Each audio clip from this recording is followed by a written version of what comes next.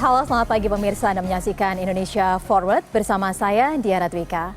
Pemirsa, Papua Barat Daya sebagai salah satu provinsi baru di Indonesia terus mengalami perkembangan yang sangat signifikan dalam berbagai aspek, baik dari segi pembangunan infrastruktur, kesejahteraan masyarakat, pengelolaan sumber daya alam, hingga pengembangan sektor pariwisata. Dalam 1 tahun terakhir, Provinsi Papua Barat Daya menghadapi sejumlah tantangan serta mencatatkan berbagai perubahan dalam berbagai sektor.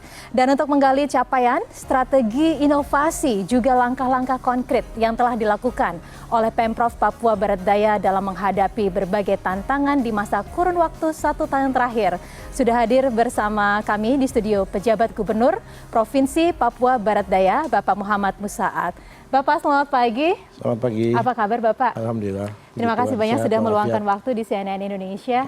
Ini baru saja merayakan hari ulang tahunnya yang pertama ya Pak ya, Provinsi Papua Barat Daya. Tanggal 9 Desember tahun 2023. Selamat ulang tahun untuk Provinsi Papua Barat Daya yang pertama. Ini pastinya menjadi sebuah provinsi atau daerah otonomi baru. Tantangannya pasti banyak sekali dan juga pencapaian-pencapaiannya juga pasti luar biasa ya Pak ya. Kita ingin mengulasnya di sini. Yang pasti satu hal yang diharapkan dalam daerah otonomi baru itu adalah percepatan pembangunan daerahnya Pak. Karena itu ada yang disebut dengan 12 agenda utama roadmap percepatan pembangunan daerah otonomi baru yang diasistensi oleh Kementerian Dalam Negeri. Sejauh ini perkembangannya seperti apa Pak Gubernur? Iya, jadi memang yang pertama salah satu tujuan dari pemekaran daerah, pembentukan daerah otonom baru itu adalah percepatan pembangunan. Ya. Yang kedua pasti dalam rangka untuk mendekatkan pemerintah dengan masyarakat. Sehingga pelayanan bisa lebih dekat dan masyarakat bisa merasakan apa yang dikerjakan oleh pemerintah. Ya, sebagai wujud dari semangat yang disampaikan Presiden ya, bahwa pemerintah harus hadir di tengah-tengah masyarakat. Jadi ini salah satu upaya untuk percepatan pembangunan di wilayah Papua yang begitu luas. Kemudian setelah saya di provinsi itu diresmikan pada tanggal 9 Desember tahun 2022 dan saya dilantik sebagai PJ, pejabat Gubernur Papua Barat Daya, maka kita mendapatkan 12 roadmap ya, yang harus dikerjakan atau menjadi kewajiban sebagai seorang pejabat gubernur untuk melaksanakan agenda-agenda itu ya. Itu ada diantaranya pertama pasti terkait dengan regulasi, bagaimana kita membentuk aturan-aturan main untuk suatu pemerintahan yang baru, dan itu alhamdulillah sudah kita selesaikan. Bahkan sampai hari ini sudah lebih dari 40-an peraturan gubernur yang kita buat dan kemudian ada lebih dari 100 keputusan gubernur yang sudah kita buat ya, sebagai landasan hukum untuk kebijakan-kebijakan pelaksanaan program dari pemerintah Provinsi Papua Barat Daya. Kemudian yang kedua kelembagaan ya, kita juga harus membentuk struktur pemerintahan di Provinsi Papua Barat Daya. Ini juga sudah selesai, kita sudah punya 22 SKPD ya, atau OPD, organisasi perangkat daerah, dan sudah itu kita juga diminta untuk menyusun perencanaan, dokumen perencanaan. Ini juga sudah kita lakukan, bahkan tidak hanya perencanaan yang bersifat tahunan, tapi juga perencanaan yang disebut dengan rencana pembangunan daerah 2022 sampai 2026. Itu juga sudah kita selesaikan, bahkan sekarang kita juga diminta untuk menyusun RPJP, rancangan awal rencana pembangunan jangka panjang ya. Jadi sehingga nantinya ketika nanti pemilu kada nanti pemilihan gubernur nanti sudah ada acuan dari calon-calon itu untuk bisa kampanye dan sebagainya menggunakan itu. Nah, kemudian juga ada yang terkait dengan sarpas ya, sarana prasarana itu juga sudah kita selesaikan sebagian, yaitu kita harus membangun pusat pemerintahannya. Urusan tanahnya alhamdulillah sudah kita selesaikan, sudah ada penyerahan, ada hibah dari Kabupaten Sorong, kemudian kita sudah sertifikatnya sudah kita rubah menjadi sertifikat milik pemerintah provinsi. Kita sudah selesaikan FS-nya ya, kemudian DED-nya, dan juga master plan pembangunannya. Dan kemarin dalam rakor kepala daerah Tanah Papua sudah kami serahkan ke PU, karena itu akan dibangun sama Kementerian PU. Ya. Kemudian ASN, manajemen ASN, ini juga tantangan tersendiri karena kita kan mendapatkan input untuk mau jadi pegawai di lingkungan pemerintah Provinsi Papua Barat Daya itu dari berbagai pihak, ya, dari kabupaten kota yang ada di sekitar Provinsi Papua Barat Daya, kemudian juga dari provinsi induk kita, Papua Barat, bahkan juga dari provinsi yang paling tua yaitu Provinsi Papua, dan termasuk juga dari kementerian lembaga. Jadi memang target ASN kita idealnya itu nanti 1053. Ya, tapi itu kalau kondisi kita sudah settle, itu sudah jalan baik, ya bisa 1053. Tapi tahap awal ini kan kita punya sarana prasarana masih terbatas. Sebenarnya idealnya 500 sampai 600 orang, tapi sekarang yang sudah mengajukan diri untuk masuk ke Provinsi Papua Barat Daya itu lebih dari 1.200, ya. Nah, inilah yang membuat kami harus melakukan berbagai upaya supaya pegawai-pegawai ASN-ASN yang masuk ke Papua Barat Daya ini benar-benar sesuai dengan apa yang kami butuhkan. Ya, ini juga sudah kita lakukan assessment. Kemudian saya sudah mengisi 15 orang itu sudah definitif, sudah dilantik. Yang 17 orang yang sudah dilantik definitif. Kemudian ada 15 orang yang sekarang sedang mengikuti shelter, ya, 15 posisi. Tapi yang ikut juga banyak, yang ikut 75 orang. Akan memilih 15 orang dalam waktu dekat nanti akan selesai. Termasuk juga tadi pegawai-pegawai yang pindah ini sudah kita urus mutasinya, karena harus melalui BKN pusat untuk melihat bagaimana mereka punya rekam jejak dan segala macam itu persyaratannya, dan kita juga diminta untuk menyelesaikan pemilihan Majelis Rakyat Papua. Alhamdulillah itu juga sudah kita lakukan, sudah kita resmikan, sudah kita lantik, ya. Tinggal nanti akan kita lakukan juga yaitu pada saat DPRP, itu Dewan Perwakilan Rakyat Papua Barat Daya, DPR PBD, dan juga DPRK, Dewan Perwakilan Rakyat Kabupaten Kota.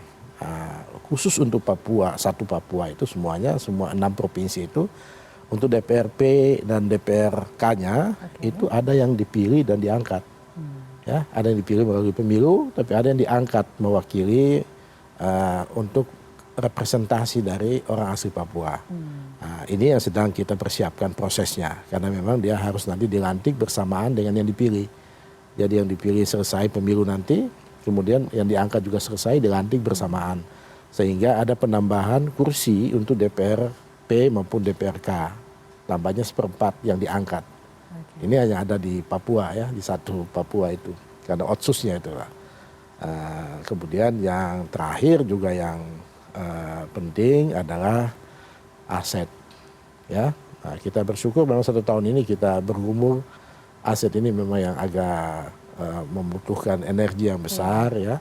Bagaimana aset yang selama ini diapini oleh Papua Induk, Papua Barat, ya, untuk diserahkan. Ya, syukur, kita berterima kasih kepada Pak Mendagri melalui Inspektur Jenderal kemarin sudah memfasilitasi, dan ada perubahan pergantian PJ Gubernur di Papua Barat, ya, dan itu sudah kita bertemu dan sudah kita sepakati nanti per 15 Januari itu aset-aset itu sudah diserahkan. Dengan begitu semua roadmap yang diberikan termasuk fasilitasi pemilu nanti, ya, itu juga kami sudah fasilitasi KPU dan Bawaslu, ada hibah yang sudah kita berikan kepada KPU dan Bawaslu, ya. Jadi artinya semua 12 roadmap itu sudah kita selesaikan, ya. Dan kita tidak berhenti di situ pasti, karena ada juga program-program yang harus kami lakukan yang memang langsung terkait dengan masyarakat, ya. Kalau yang tadi roadmap itu kan lebih banyak bersifat administratif, ya. Tapi kan sebagai pejabat yang ditunjuk, saya pasti punya keinginan tidak hanya berhenti di administratif, tapi bagaimana ada program yang bisa langsung dirasakan oleh masyarakat. Baik, itu adalah tadi 12 agenda utama ya Betul. Pak untuk roadmap percepatan pembangunan daerah otonomi baru yang Ya. ada di Provinsi Papua Barat Daya. Kita juga ingin mengetahui lebih jauh bagaimana nih kehadiran pemerintah baru untuk masyarakat setempat. Kita akan bahas di segmen selanjutnya. Dan pemirsa jangan kemana-mana karena Indonesia Forward akan segera kembali sesaat lagi. Tetaplah bersama kami.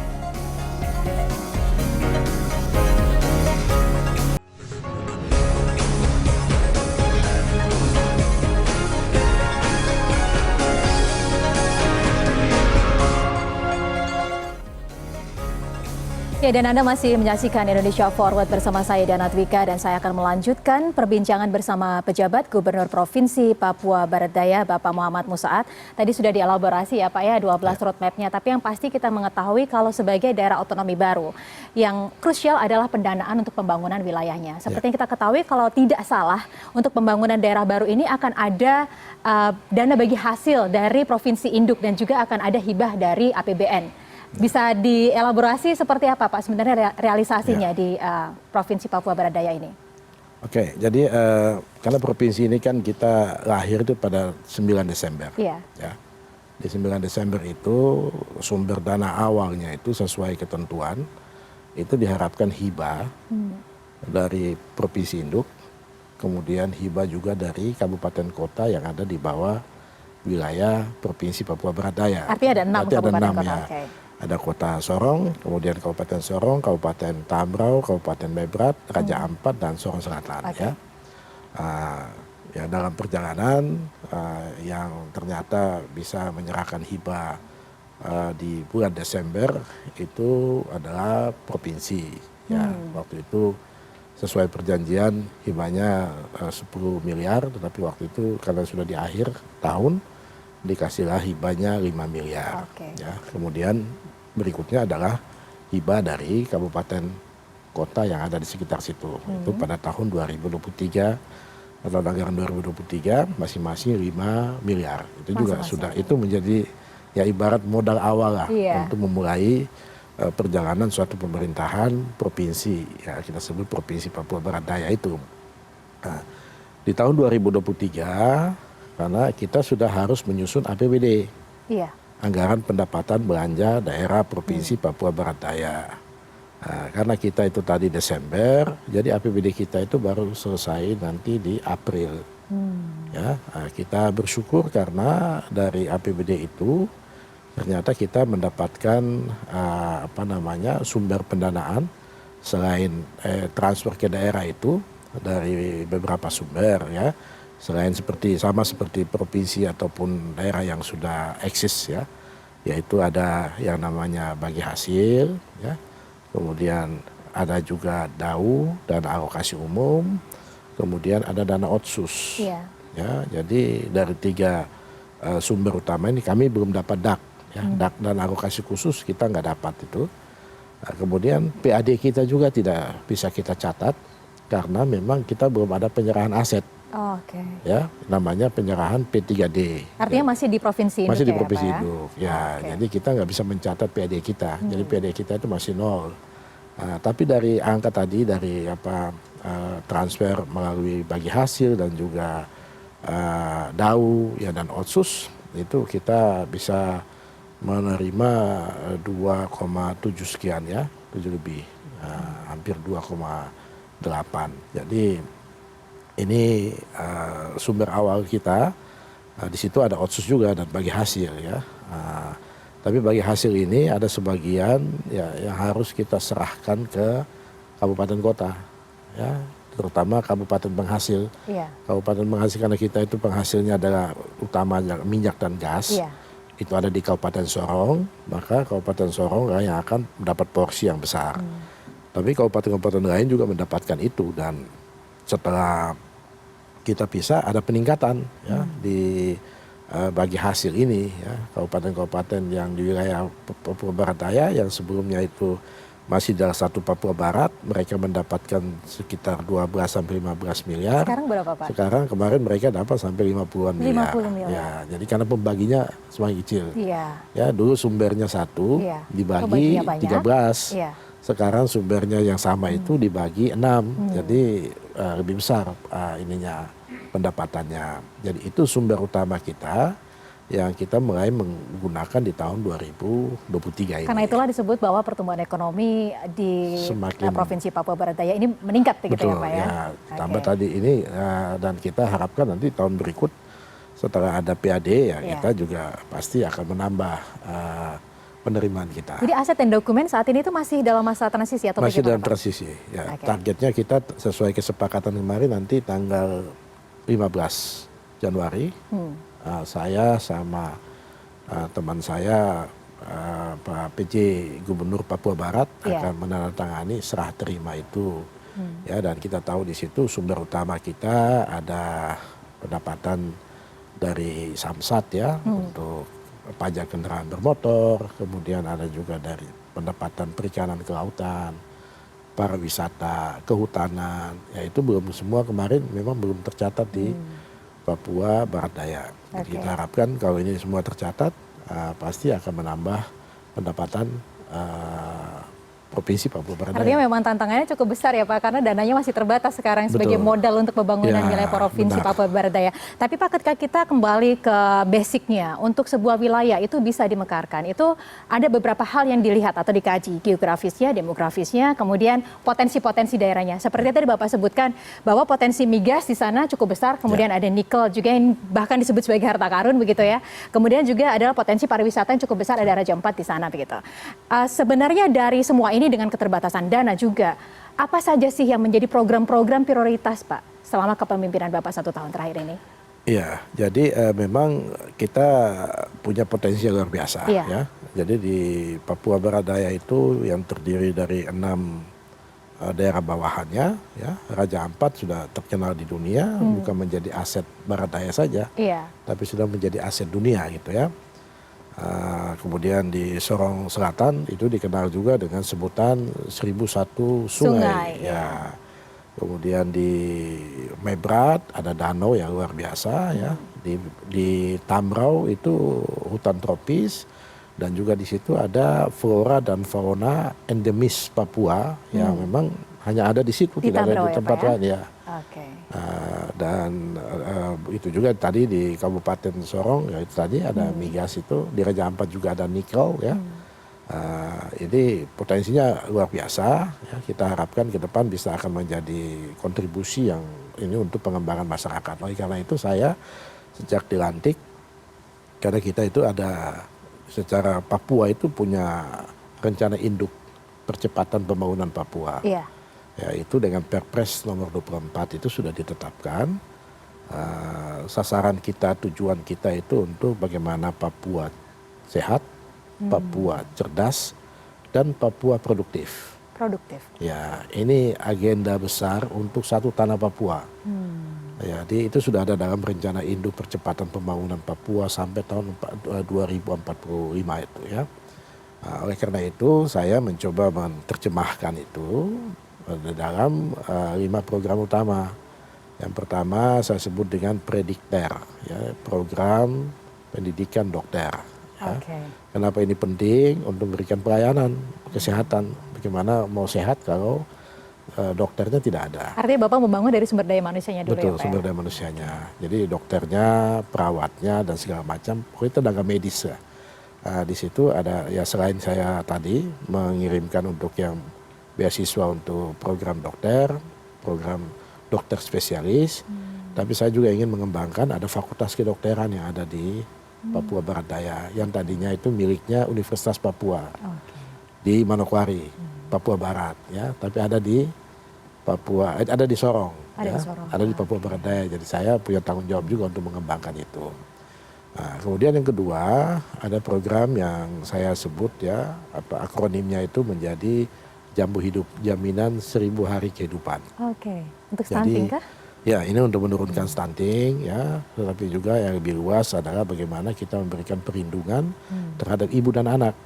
Karena ini kan sumber utama kita masa depan Papua Barat Daya itu kan terutama ibu dan anak ya, untuk menghasilkan generasi-generasi emas masa depan ya. Makanya kami punya itu bagaimana program untuk memberikan jaminan kesehatan untuk ibu dan anak. Kemudian yang ketiga ada namanya program kita yang kita sebut dengan Paitua, Hari tua itu perlindungan hari tua. Seperti apa itu Pak? Jadi kita akan memberikan bantuan langsung tunai 250.000 per orang per bulan ya. Dan ini kemarin kita udah bayarkan 6 bulan mulai dari bulan Juli sampai bulan Desember. Ini untuk mengentaskan kemiskinan ekstrim. Betul, kemiskinan ekstrim. Karena memang tingkat kekerabatan di Papua itu tinggi, Pak. Jadi kadang-kadang satu rumah itu anaknya dia harus menampung orang tuanya, ya. Kemudian dia juga harus menampung mertuanya. Jadi artinya satu rumah tapi banyak kepala keluarga di dalam. Apalagi kalau sudah usia tidak produktif. Menjadi beban dari si anak itu. Karena itu kita kurangi beban si anak dengan memberikan orang tuanya uang ya, tunai 250.000 tiap bulan ya. Dan diharapkan juga tanpa sadar kita ini bisa memperpanjang usia lansia kita. Ya, karena mereka happy, ada uang yang bisa diberikan kepada cucunya. Ya, kalau kita di Papua itu sering istilahnya kakek itu ya, sering dimintai uang sama cucunya. Ya, jadi kalau kakeknya nggak punya duit kan mikir dia, bisa stres juga kalau dia nggak punya duit untuk memberikan. Nah, dengan begini dia bisa juga berikan cucunya. Tapi yang penting tadi untuk beban keluarga yang menampung orang tua ini bisa kita kurangi ya. Nah, kemudian ada lagi program yang namanya Berdaya Ekomas, pemberdayaan ekonomi masyarakat. Nah, di situ ada satu dari bagian itu kita sebut dengan program Papeda. Papeda itu pengembangan perekonomian pemuda. Jadi kita kerjasama dengan Bank Papua untuk memberikan pinjaman 1 sampai 10 juta kepada anak-anak muda atau wira-usaha muda yang baru memulai usahanya. Bunga dan jaminannya itu ditanggung sama pemerintah. Jadi mereka hanya nanti membayar pokoknya, pinjaman pokoknya ya. Karena kadang-kadang itu jadi momok juga. Orang mau datang ke bank aja udah takut ya. Nah, makanya kita menjadi penghubung bank itu, kita siapkan sejumlah dana di bank, silakan dipinjam ya, tapi nanti bunganya sama. Itu juga untuk mengurangi rentenir yang ada di pasar-pasar dan sebagainya ya, yang dengan bunga yang tinggi. Dan yang terakhir yang juga penting ya bagi kami, bagaimana kita bisa mengkonsolidasikan ini menjadi satu kesatuan. Nah, itu yang sedang kita lakukan di Provinsi Papua Barat Daya. Ya, Pak, yang juga menarik di sini adalah faktor kesehatan ya Pak ya, karena itu adalah hal yang sangat penting. Karena kalau kita berbicara Papua pasti orang akan berpikir wah malaria di sana seperti apa penanganannya. Kita akan membahasnya Pak di segmen selanjutnya. Dan pemirsa jangan kemana-mana, Indonesia Forward akan segera kembali sesaat lagi, tetaplah bersama kami.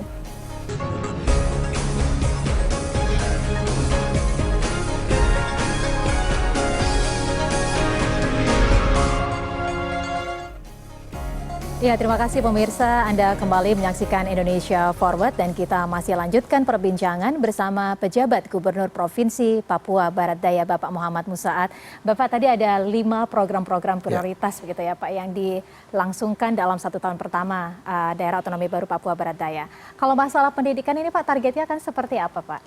Iya, jadi khusus untuk pendidikan kita punya program yang namanya Bisgemas ya.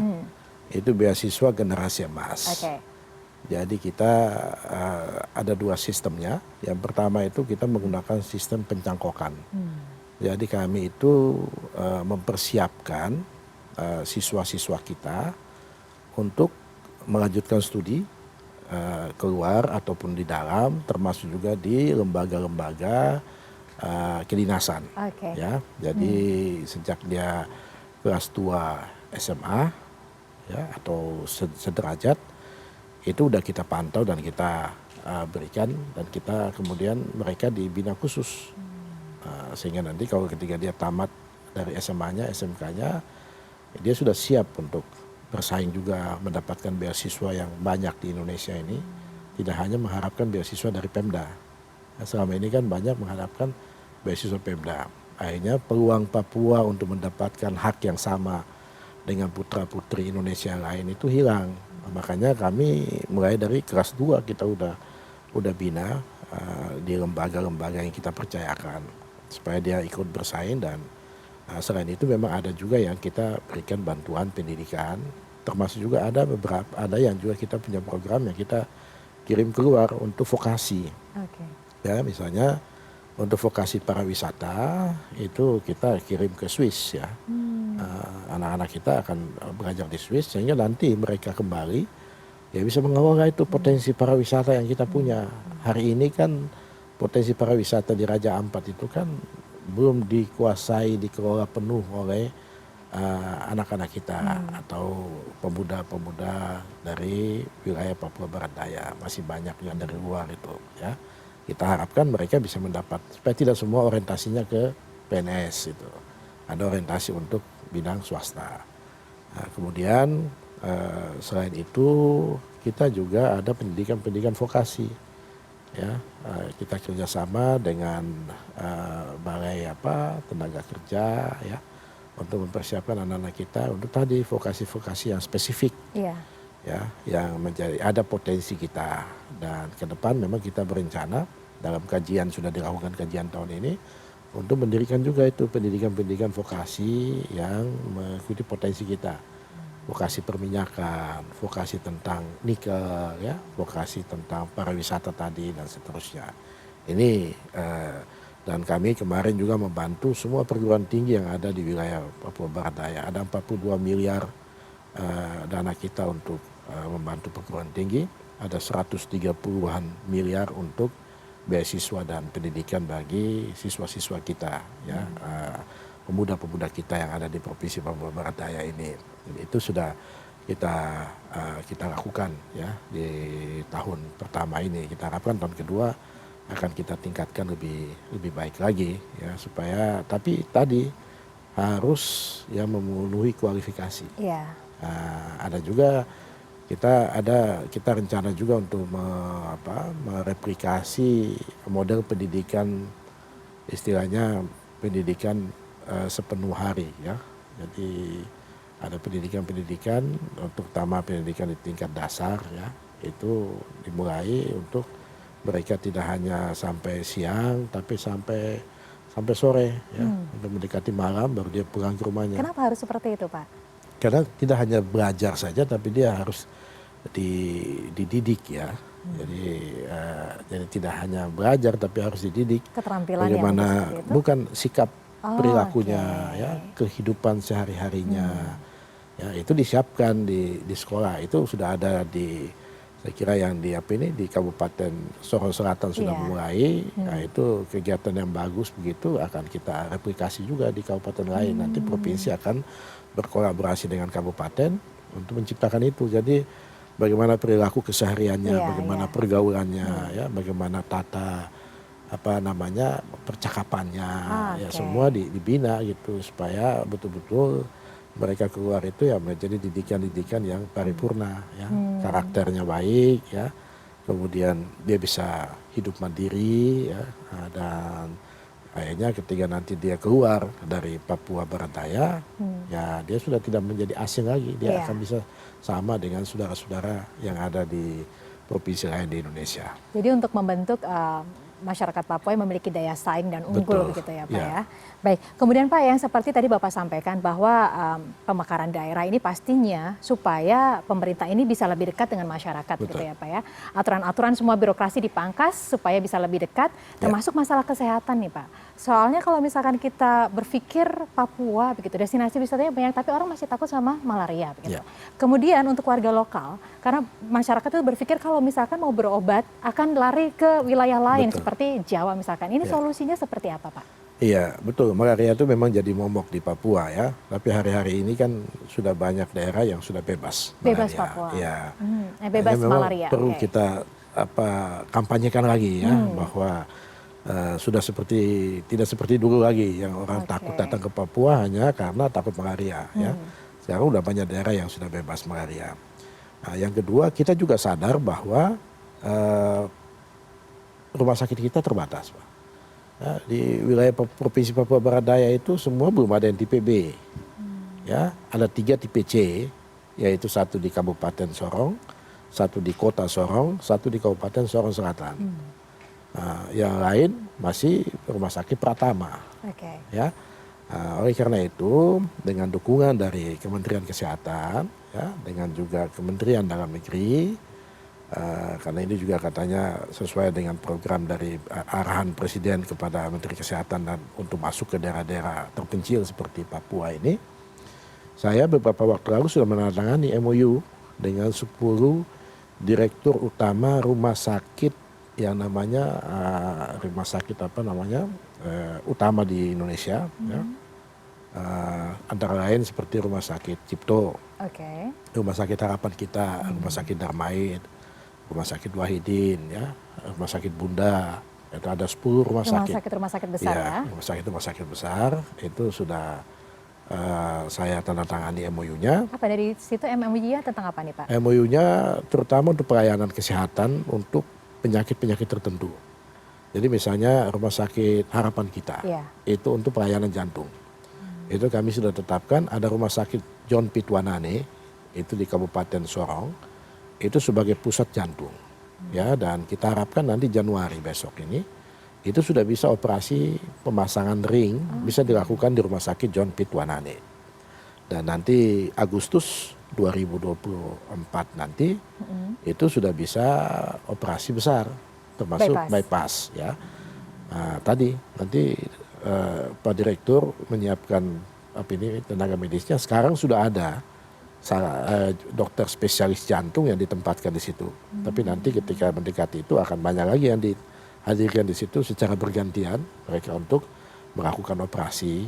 Dan ini saya kira sesuatu yang luar biasa yang diimpikan oleh masyarakat kita. Karena selama ini masyarakat kita harus ke Makassar. Bukan hanya dari Sorong dan sekitarnya, ya, tapi juga dari Kaimana, dari Fakfak, dari Bintuni, dari Wandama, dari Manokwari. Itu kalau mau keluar ke Makassar kan harus lewat Sorong. Ya, transit di Sorong, baru kemudian pindah pesawat atau lanjut ke Makassar. Apalagi yang kedua yang menjadi soal kita di Papua yang tadi saya katakan, sistem kekerabatannya itu tinggi. Jadi kalau ada yang sakit, maka yang ngantar itu biasa 2-3 orang. Ini tambah lagi kosnya, biayanya lebih besar lagi. Tambah biayanya. Oleh karena itu dengan ada ini ya tidak usah jauh-jauh datang ke Sorong, ya. Dengan ada 2 sistem, yang satu tadi langsung ada petugas dokter-dokter spesialis yang hadir. Yang kedua itu dengan sistem yang namanya telemedicine. Jadi dokter kita tetapi dipantau, dibina langsung dari rumah sakit ternama itu, ya. Nah, itu jadi sekarang ada 2 rumah sakit yang kita siapkan. Yang pertama Rumah Sakit Jan Pitwanani tadi saya katakan untuk jantung. Kemudian ada Rumah Sakit Selebi Sorong yang punyanya kota Sorong. Itu untuk yang pertama adalah kanser, ya. Kemudian yang kedua adalah untuk cuci darah, hemodialisa. Ya. Nah, ini juga begitu. Kan satu Papua Barat Daya itu, satu Papua Barat itu tidak punya rumah sakit pencuci darah. Ya, yang ada hanya satu-satunya ada di satu Papua itu hanya ada di Jayapura. Ya, kita ke Jayapura kan jauh, Pak. Itu hampir sama kita ke Makassar juga gitu kan. Jadi memang itu dibutuhkan, ya. Nanti tahun depan juga kita harapkan kanser dan hemodialisa juga bisa ada di Sorong. Sekarang kita sedang mempersiapkan infrastrukturnya, ya, peralatannya, tenaganya nanti sudah dari tadi rumah sakit pengampuh nasional namanya, ya, termasuk nanti untuk ibu dan anak, ya, itu ada dari Rumah Sakit Bunda, itu bisa masuk ke situ. Ini yang kita lakukan. Selain kebijakan nasional yang kita sambut baik juga adalah pembenahan puskesmas yang ada di wilayah kita, ya. Dan saya yakin dan optimis begitu ya, kalau ini semua ada ya pelayanan kesehatan masyarakat kita akan. Selain itu kita juga buat terobosan, kita sering melakukan kerja-kerja sosial, bakti-bakti sosial. Ya, kemarin kita kerjasama dengan Unhas, ya, untuk pengobatan jantung, ya, kemudian operasi kemarin ada operasi bibir sumbing. Kemudian ada juga teman-teman dari Unhas untuk spesialis dokter kulit, ya, untuk datang juga untuk itu. Jadi itu secara ini sambil menunggu kita juga sedang mempersiapkan rumah sakit di PB Baik, di Papua Barat Daya itu. Baik, mohon maaf Pak, kita akan melanjutkan perbincangan kita di segmen selanjutnya karena akan masih ada bahasan-bahasan menarik masalah investasi dan juga pariwisata di Provinsi Papua Barat Daya. Dan saudara tetaplah bersama kami, Indonesia Forward akan kembali sesaat lagi. Iya, terima kasih Anda masih menyaksikan Indonesia Forward bersama saya Diana Dwika, dan saya akan melanjutkan perbincangan bersama penjabat gubernur Provinsi Papua Barat Daya Bapak Muhammad Musaat. Bapak, kita akan beralih perbincangan kita membahas tentang pariwisata. Ini pasti adalah hal yang sangat menarik begitu. Bapak tadi sudah menyampaikan banyak sekali wilayah di Papua Barat Daya yang sudah bebas malaria. Artinya sudah tidak ada alasan untuk tidak berkunjung ke sana. Apalagi banyak sekali destinasi wisata yang sangat indah dan tersohor di dunia. Salah satunya Raja Ampat ya Pak ya. Tapi kalau kita berbicara mengenai wisata ya, pastinya ini adalah satu hal yang bertolak belakang antara kelestarian dan juga potensi ekonomi masyarakat. Ini bagaimana menseimbangkan itu Pak? Iya, jadi saya mengenai satu anekdot gitu bahwa kalau kita mau ke surga itu kan harus meninggal dulu. Oke. Ya, tapi bagaimana kalau kita mau ke surga tanpa meninggal, itu dibilang datang ke Raja Ampat. Oke. Jadi tanpa harus meninggal, tapi kita bisa melihatkan ada surga kecil yang jatuh ke bumi, gitu ya. Ada istilahnya begitu, ada nyanyiannya begitu, ada surga kecil yang jatuh ke bumi dengan beraneka ragam potensi yang dimiliki ya. Tapi memang Raja Ampat udah dikenal.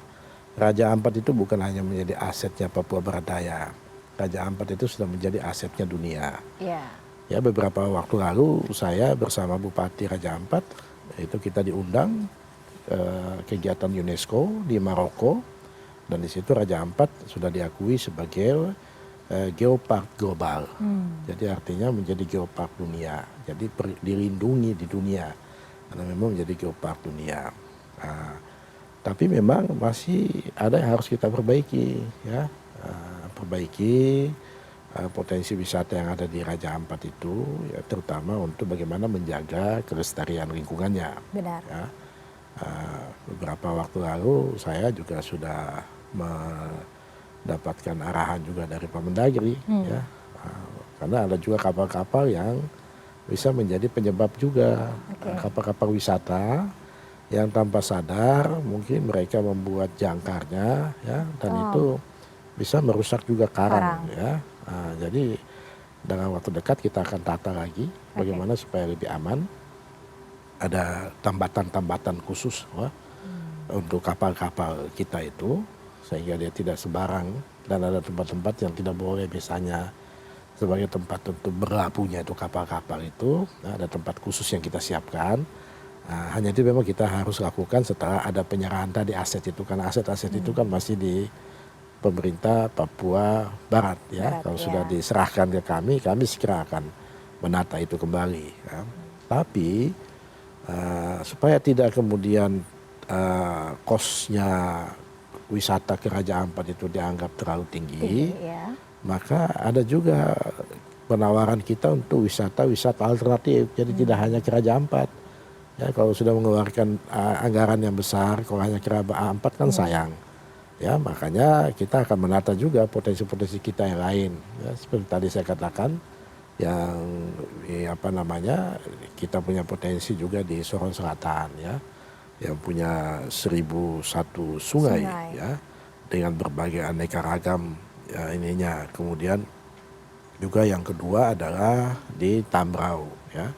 Itu juga ada hutan tropis yang tadi saya bilang punya flora fauna endemis Papua yang tidak ada di tempat lain. Jadi itu juga mungkin menarik untuk diapini oleh wisatawan ya. Tapi yang tidak kalah penting adalah kultur kita, kultur Papua. Jadi wisata budaya ini juga masih harus kita kembangkan. Nah, itu bisa di Kabupaten Sorong maupun juga di Kabupaten Mebrat ya, atau juga di Kota Sorong ya. Sehingga orang datang tidak hanya satu destinasi saja, tetapi juga bisa beberapa destinasi ya, sehingga anggaran biaya dikeluarkan seimbang dengan apa yang bisa dilihat dan didapatkan. Ya, Pak, ya. Nah, yang kedua, memang kita sudah komunikasi juga intens, koordinasi dengan Kementerian Pariwisata, Ekonomi Kreatif. Ya, kita sedang membuat semacam rencana induk gitu pariwisata. Ya. Dan kita tahu juga memang Raja Ampat kan termasuk 10 destinasi yang menjadi program nasional ya. Ini juga akan terus kita kembangkan. Tapi yang terpenting tadi kita juga menyiapkan sumber daya lokal, sumber daya manusia lokal untuk bisa mengambil bagian di dalam pembangunan pariwisata ini. Nah, makanya saya katakan tadi kita sedang kaji untuk mendirikan semacam vokasi, pendidikan vokasi pariwisata ya. Ini kajiannya sedang dibuat tahun ini, mudah-mudahan tahun depan kita sudah bisa kembangkan sehingga urusan pariwisata dari A sampai Z itu bisa dibekali kepada anak-anak kita yang ada di situ ya, yang ada di lingkungan wisata itu masing-masing. Selain tadi yang kita kirimkan juga ke Swiss ya. Ya, bagaimana mereka bisa lihat di sana, pendidikan singkat ya, tapi kemudian kembali dan mereka bisa itu di tempat kita. Kami juga melakukan pembinaan terhadap homestay yang didirikan oleh masyarakat setempat. Ya, beberapa waktu lalu kita sudah kumpulkan, kita berikan bantuan, tapi mereka juga membutuhkan yang mereka sampaikan dan segera akan kita tindak lanjuti. Yang pertama itu faktor jaringan, ya. Jadi ini keluhan daripada pemilik homestay, jaringan, karena mereka kan udah pelayanan terhadap wisatawan itu kan sudah melalui teknologi digital, ya. Kemudian yang kedua listrik, energi listrik di situ, ya. Dan yang ketiga air bersih. Jadi ini saya sudah sanggupi tahun depan akan kita berikan dukungan itu. Sehingga nanti berimbang, ada yang ya memang investor yang punya hotel dan punya penginapan yang besar, tapi yang kecil-kecil juga bisa dengan homestay yang mereka miliki, tapi memenuhi standar sehingga orang akan banyak juga menjadi pilihan ke situ. Ini yang kita harapkan jadi menjadi satu kesatuan, ya, tidak hanya Raja Ampat. Ya, sayang kalau datang jauh-jauh dengan biaya yang tinggi. Kemudian hanya melihat Raja Ampatnya ya, jadi mungkin ada tempat lain, walaupun memang kita akui bahwa ini bawah lautnya ya itu tidak ada tandingannya lah ya di dunia. Jadi orang memang datang hanya untuk melihat itu, dan tapi kita juga harus pemerintah menyiapkan alternatif ya, selain itu apalagi yang boleh dikembangkan. Itu yang saya katakan tadi. Dan ini kan wisata ini kan sebenarnya padat karya, melibatkan banyak orang, ya. Jadi melibatkan banyak tenaga kerja. Jadi kita harapkan pengembangan sektor pariwisata akan juga mendukung mengurangi pengangguran, ya, dan orang bisa banyak bekerja kalau sudah mereka dilatih singkat untuk itu. Ya memang. Saya sendiri juga sudah berwisata ke sana dan memang luar biasa indah sekali. Papua Barat Daya juga di sana banyak sekali ditemukan sungai-sungai yang airnya itu memang sebening kristal begitu ya Pak. Dan semoga ini bisa juga ditunjang infrastrukturnya yang maju sehingga masyarakat bisa nyaman untuk berwisata di sana. Baik, dan selanjutnya kita juga ini sudah mendekati pemilu Pak. Kita ingin mengetahui bagaimana persiapannya dan juga bagaimana investor-investor ini bisa menanamkan modal di Papua Barat Daya. Kita akan bahas di segmen selanjutnya. Dan saudara tetaplah bersama kami akan segera kembali sesaat lagi.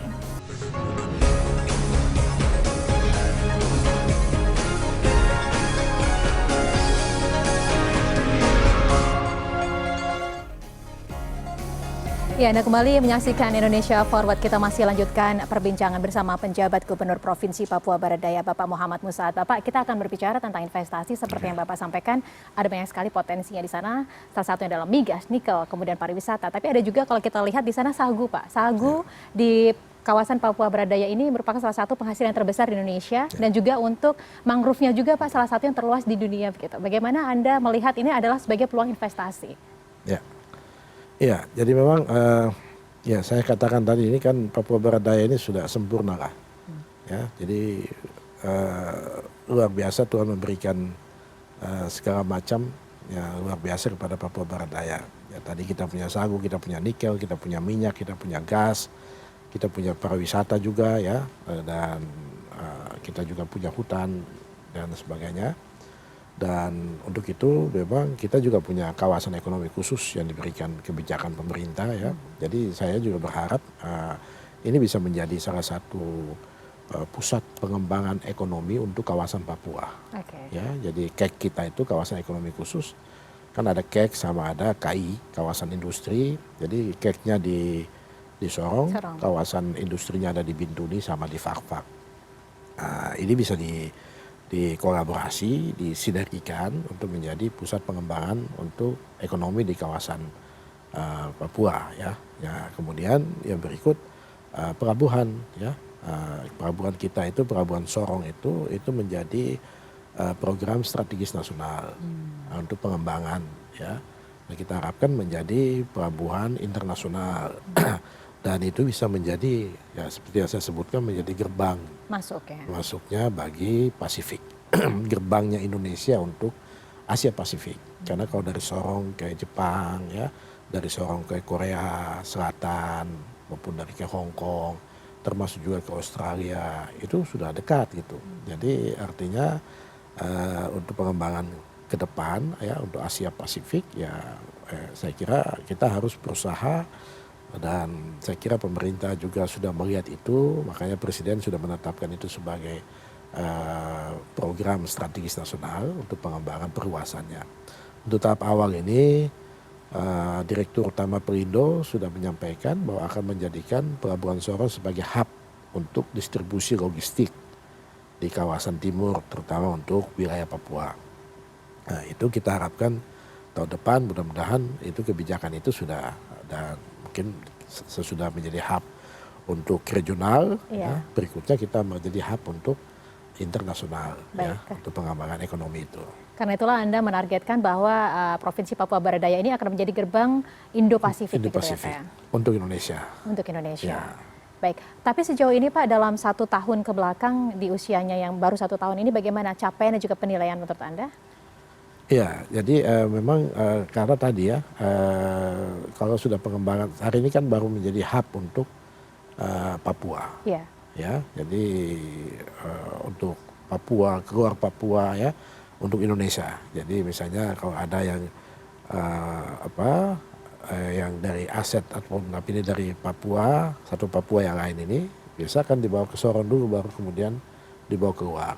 Ya, ada tol laut kita misalnya, tol laut itu Sorong menjadi hubnya untuk keluar ke provinsi Indonesia yang lain. Ya, dikumpul ke Sorong baru kemudian dikeluar. Nah, itu sudah terjadi. Nah, kita harapkan nanti memang masalah utama kita kemarin kan hanya infrastruktur, ya, kayak di KEK itu ya infrastruktur, urusan tanah, ya. Tapi kita sedang berusaha untuk bagaimana ini bisa kita selesaikan sehingga pengembangan ke depan bisa. Kita punya potensi sumber daya, misalnya tadi ada nikel, tapi kan selama ini peleburannya karena smelternya tidak ada di wilayah Papua, dia kan ke Ternate atau ke Morowali. Itu kan berarti di sana yang dapat manfaatnya. Karena ke depan kita harapkan ada smelter mungkin di KEK kita, kawasan KEK kita, supaya hasil kita itu dekat ke KEK kita. Ya. Ikan kita yang banyak potensi, itu kan dibawa ke Bitung, baru diproses di sana. Nah, kalau di KEK itu ada lagi misalnya pabrik untuk pengolahan ikan, ya itu kan bisa di situ, dan itu akan memberikan nilai tambah bagi daerah, ya, bagi masyarakat, ya, dan saya kira akan ada pertumbuhan baru, ya.